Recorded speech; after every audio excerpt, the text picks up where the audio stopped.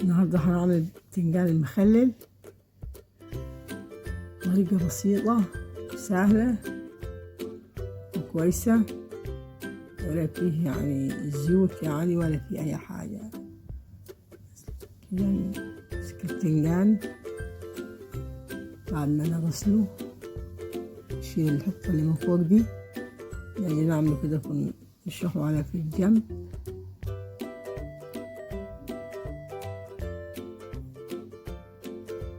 نحطه في مية، معلقة ملح كبيرة. خلص أما السلق هنصفيه من المية، الله خليه يصفى يبرد شوية.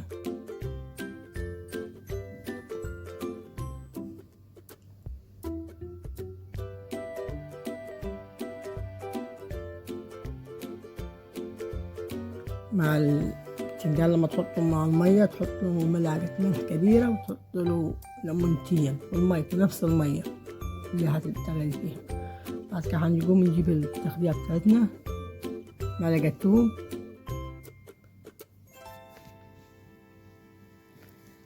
معلقة توم، قرنين فلفل قطع صغيرة،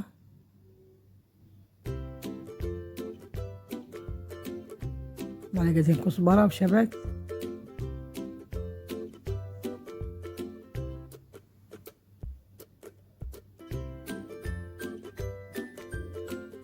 معلقة خل كبيرة،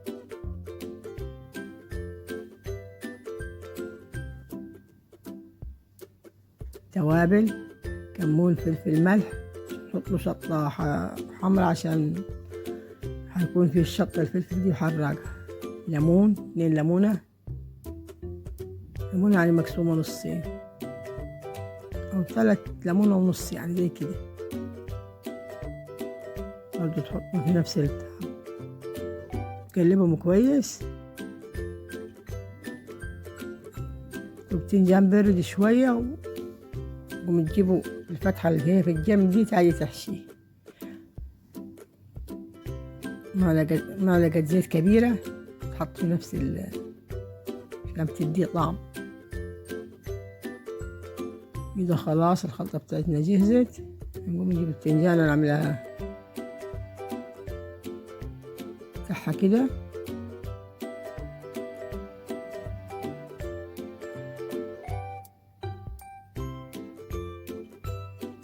نحشيها كلها ونجي نقفلها تاني.